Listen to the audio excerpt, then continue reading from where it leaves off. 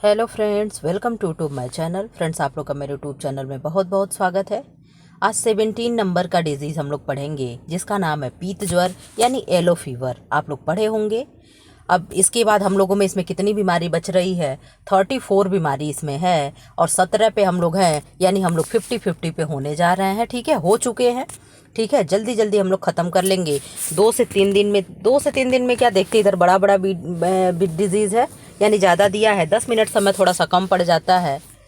खैर, चलिए हम लोग शुरू करते हैं। क्या है बीमारी का नाम? पीत ज्वर या येलो फीवर। मैं उम्मीद करती हूँ आप लोग स्वस्थ होंगे, मस्त होंगे, पढ़ाई लिखाई में व्यस्त होंगे। यहाँ पे आ जाओ आप लोग। 5 बजे वाली क्लास को बिल्कुल भी ना मिस करें। कहीं भी किसी भी चीज़ से डिजीज़ से कोई भी क्वेश्चन गलत नहीं होने वाला है। पीत ज्वर भी एक तेजी से फैलने वाला संक्रामक रोग है। यह भी वायरस जनित रोग है। इस रोग के विषाणु का संक्रमण एडीज एजिप्टी जाति के मच्छरों के माध्यम से होता है।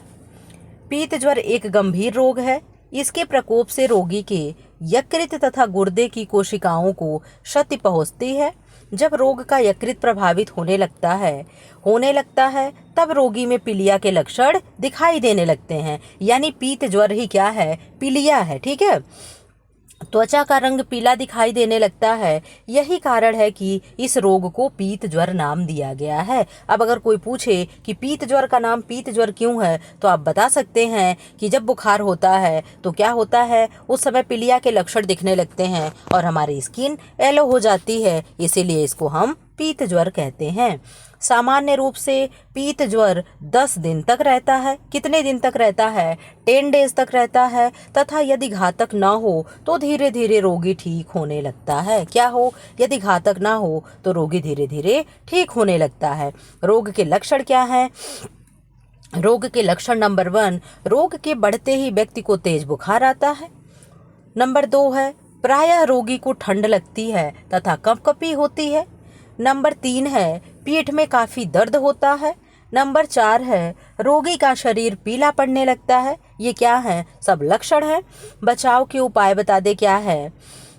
रोग से बचाव का सर्वोत्तम उपाय है मच्छरों से बचाव का हर संभव उपाय करना। दूसरा नंबर क्या है? इस रोग से बचाव का टीका भी है। क्या है? टीका भी है। एक बार लगवाए गए टीके का प्रभाव लगभग 4 वर्ष तक रहता है। ठीक है। सामान्य उपचार क्या है? सामान्य उपचार, पीत ज्वर के लक्षण प्रकट होते ही तुरंत चिकित्सक के परामर्श के अनुसार उपचार किया जाना चाहिए। रोग का कोई कारगर घरेलू उपचार नहीं है। क्या है? कोई भी घरेलू उपचार नहीं है, हमें डॉक्टर को दिखाना ही चाहिए। ये क्या था? आप लोग कहोगे मैम येलो फीवर था, यानी पीत ज्वर था। ठीक है। अब सेकंड बीमारी क्या है? 18 नंबर का हाथी पांव, जिसे क्या कहते हैं? एलिफेंटिसिस। ठीक है। इसमें क्या होता है? भारत के विभिन्न भागों में पाया जाने वाला एक संक्रामक रोग हाथी पांव भी है। इस रोग का नाम इसके लक्षणों को ध्यान में रखते हुए रखा गया है। वैसे इसे फिल पांव भी कहा जाता है। इसे क्या कहते हैं? हाथी पांव या फिल पांव भी कहते हैं। इसका चिकित्सकीय नाम फाइलेरिया है। इसके देख लो कितने नाम हैं, हाथी पांव, फिल पांव और फाइलेरिया है। ठीक है। इस रोग को हाथी पांव कहने का मुख्य कारण यह है कि इस रोग की दशा में व्यक्ति के हाथ व पांव बहुत अधिक सूज जाते हैं, इसीलिए क्या है, इसे हाथी पांव कहते हैं। मतलब हाथी के पैर के जैसे मोटे हो जाना। तो क्या, जहाँ पे पायल पहनते हैं ना एंकल में, वहाँ पे ये चीज़ें स्वेलिंग आ जाती है। ठीक। फाइलेरिया नामक रोग एक कृमि जनित रोग है। अब यहाँ पे देख लो आप लोग, क्या है? एक कृमि जनित रोग है। यह कृमि यानी वॉर्म व्यक्ति के शरीर के लसिका तंत्र की नलिकाओं में पहुंचकर उन्हें बंद कर देते हैं। इस रोग को उत्पन्न करने वाला कृमि फाइलेरिया बैंक्रॉफ्टी होता है। क्या होता है? फाइलेरिया बैंक्रॉफ्टी है। इस कृमि को फैलाने का कार्य क्यूलेक्स मच्छर द्वारा किया जाता है। यानी कौन फैलाएंगे इस कृमि को? तो आप कहोगे मैम क्यूलेक्स मच्छर फैलाएंगे। ठीक है। शरीर में कृमि स्थायी रूप से लसिका वाहिनियों में रहते हैं, परंतु ये निश्चित समय पर प्रायः रात के समय रक्त में प्रवेश करके शरीर के अन्य अंगों में भी फैल जाते हैं। ये कृमि शरीर की नसों में सूजन उत्पन्न करते हैं। इस प्रकार से उत्पन्न सूजन प्रायः घटती बढ़ती रहती है, परंतु जब रोग के कृमि लसिका तंत्र की नलियों के अंदर मर जाते हैं, तब लसिका वाहिनियों का मार्ग सदा के लिए अवरुद्ध हो जाता है। इसके परिणाम स्वरूप शरीर के उस स्थान की त्वचा मोटी तथा कड़ी हो जाती है। इस प्रकार से लसिका वाहिनियों के बंद हो जाने पर उसके खोलने के लिए कोई औषधि सहायक नहीं होती है। ऐसे में शल्य चिकित्सा से ही समस्या का हल किया जा सकता है। शल्य चिकित्सा यानी ऑपरेशन करके, ठीक है। फाइलेरिया रोग का फैलना इस रोग को फैलाने का कार्य क्यूलेक्स मच्छर द्वारा किया जाता है। रोग का कारण एक परजीवी माइक्रोफिलेरा होता है। यहाँ पे देख लो आप लोग, एक टर्मिनोलॉजी जो भी मिल रहा है उसको हमें देखते चलना है। परजीवी का नाम क्या है? आप कहोगे मैम परजीवी का नाम है क्या है? माइक्रोफिलेरो। क्या नाम है? माइक्रोफिलारे होता है। सामान्य रूप से जब किसी संक्रमित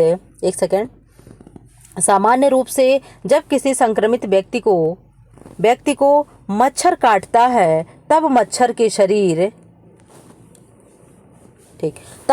के शरीर में यह परजीवी प्रवेश कर जाता है तथा वहां रहकर तेजी से अपनी वृद्धि करता है। इसके उपरांत जब यह मच्छर किसी स्वस्थ व्यक्ति को काटता है, तब वह व्यक्ति भी संक्रमित होकर रोगग्रस्त हो जाता है।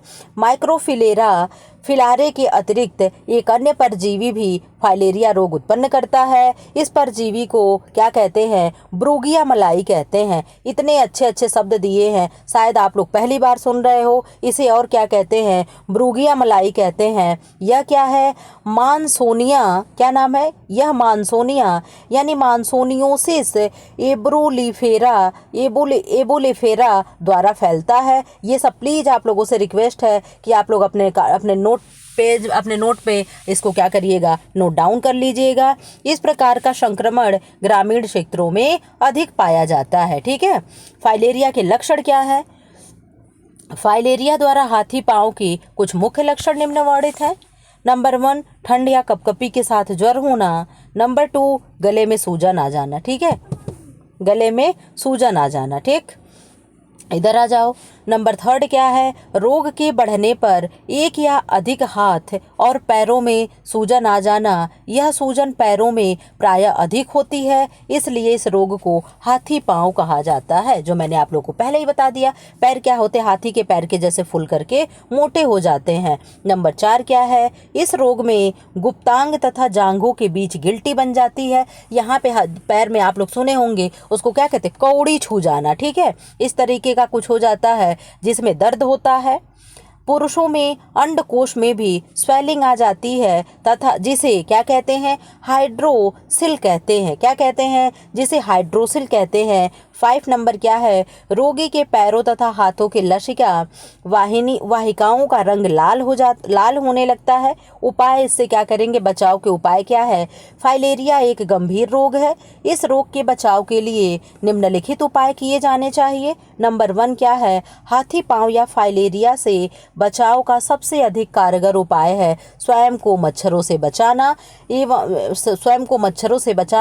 ये मच्छर सुबह एवं शाम के समय अधिक सक्रिय होते हैं, इसीलिए कहते हैं शाम के समय में क्या हो? खिड़कियों को बंद कर देना चाहिए अगर नेट ना लगी हो तो। और हमें क्या है? अपने हाथ पे ओडेनल वगैरह लगा करके रखना चाहिए, क्रीम बॉडी लोशन वगैरह, ताकि मच्छर बाइट ना करने पाए, ठीक है।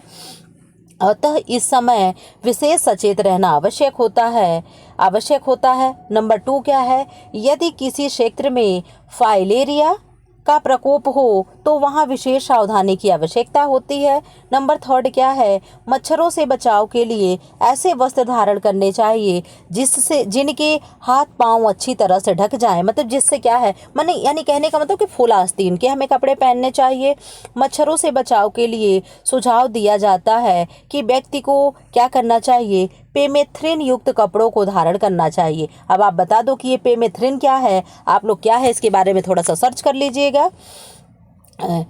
पेमेथ्रिन एक सिंथेटिक रासायनिक कीटनाशक होता है। अगर कोई पूछ दे कीटनाशक वस्त्र का नाम बताओ तो आप क्या बताओगे? पेमिथ्रिन युक्त जो कपड़ा होता है क्या है? कीटनाशक होता है। ठीक है, ऐसे वस्त्र बाजार में उपलब्ध होते हैं। मच्छरों के उन्मूलन के भी सभी उपाय किए जाने चाहिए। मच्छरों के उन्मूलन के लिए सभी उपाय किए जाने चाहिए। इधर थोड़ा फोटो ब्लर है, फोटो क्या ब्लर है, ऐसे टाइप ही हुआ है, लेकिन ठीक है, इतना भी नहीं है कि पढ़ने में ना आए। मैं पढ़ के बताऊंगी, आप लोग सुनते रहिए।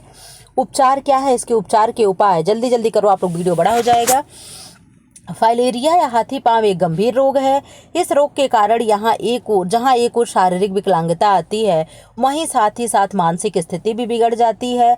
इससे व्यक्ति आर्थिक संकट का भी शिकार हो जाता है तथा इस रोग के व्यवस्थित या चिकित्सीय उपचार के साथ ही साथ निम्नलिखित घरेलू उपाय भी किए जा सकते हैं। घरेलू उपाय क्या है? लौंग का तेल। जो लोग ना देखे हों घरेलू औषधियाँ, वो लोग कल के वीडियो को जाकर के देख ले, मैंने अपलोड कर दिया है। ठीक है, क्या है घरेलू औषधियों में? लौंग है। लौंग में कुछ ऐसे एंजाइम होते हैं, कौन सा होता है? यूजिनॉल होता है। ठीक है, जो फाइलेरिया के परजीवी को नष्ट करने के लिए शक्ति रखता है। और अतः लोगों को लौंग से तैयार चाय का सेवन करना चाहिए। काले अखरोट का तेल। आप कहोगे मैम ब्लैक अखरोट होता है? जी हाँ, ब्लैक अखरोट भी होता है, ब्लैक किशमिश भी होता है, ये सारी चीज़ें होती हैं। काले अखरोट के तेल में कुछ ऐसे गुण पाए जाते हैं जो रक्त में पाए जाने वाले कृमियों को नष्ट करने की क्षमता रखते हैं। अतः 1 कप पानी में 3-4 बूंद काले अखरोट का तेल डालकर पीने से इस रोग के निवारण में सहायता मिलती है। आंवला का उपयोग। आंवला विटामिन सी का सर्वोत्तम स्रोत है। इसमें एंथेलमिंथिक भी होता है। क्या होता है यहाँ पे आप लोग नोट कर लो, आंवले में क्या होगा? एंथेलमिथिंक भी होता है, जो घाव को शीघ्र भरने में सहायक होता है। आप लोग ये तो सुने होंगे कि विटामिन सी क्या होता है? घाव भरने वाला विटामिन होता है, लेकिन किसकी वजह से होता है ये आप पहली बार सुन रहे होंगे। ठीक है, नोट करके जरूर रखिएगा। अतः आंवला के सेवन से फाइलेरिया को नियंत्रित करने में सहायता मिलती है। अदरक क्या है? यदि सूखे अदरक के पाउडर अर्थात सौंठ को गर्म पानी में घोलकर प्रतिदिन सेवन करें तो फाइलेरिया रोग को नियंत्रित किया जा सकता है। वास्तव में अदरक में फाइलेरिया के परजीवी को नष्ट करने की क्षमता होती है। नंबर 5 अश्वगंधा है।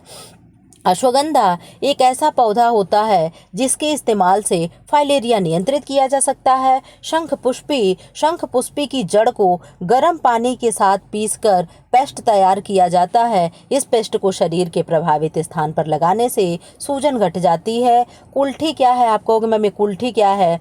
कुल्ठी या हार्श ग्रास के में चींटियों द्वारा निकाली गई मिट्टी तथा अंडों की सफेदी मिलाकर सूजन वाले अंग पर प्रतिदिन लगाने से सूजन कम होती है। अगर क्या है? एक घास होता है। अगर को पानी के साथ मिलाकर लेप तैयार किया जाता है। इस लेप को प्रभावित स्थान पर लगाने से भी स्वेलिंग कम होता है, रोग के कृमि मर जाते हैं तथा घाव शीघ्र भरने लगते हैं। ठीक है, 9 नंबर क्या है? Rock salt. रॉक साल्ट या शंखपुष्पी एवं सोंठ के पाउडर को मिलाकर तैयार मिश्रण की 1 चुटकी का प्रतिदिन गर्म पानी के साथ सेवन करने से रोग कंट्रोल होता है। ब्राह्मी क्या है? ब्राह्मी को पानी के साथ पीसकर लेप तैयार किया जाता है। इस लेप को प्रतिदिन प्रभावित अंग पर लगाने से सूजन कम होती है। फिलहाल ऐसे वीडियो पाने के लिए चैनल को सब्सक्राइब कर दें, वीडियो को लाइक कर दें एंड क्लास को शेयर कर दें। कमेंट बॉक्स में कमेंट कर दें कि वीडियो कैसा लग रहा है। ठीक है, और क्या करें, क्लास को जो 5 PM पे आ रहा उसे मिस ना होने दें, कंटिन्यू बने रहें। Thanks for watching. वीडियो काफ़ी लंबा हो गया।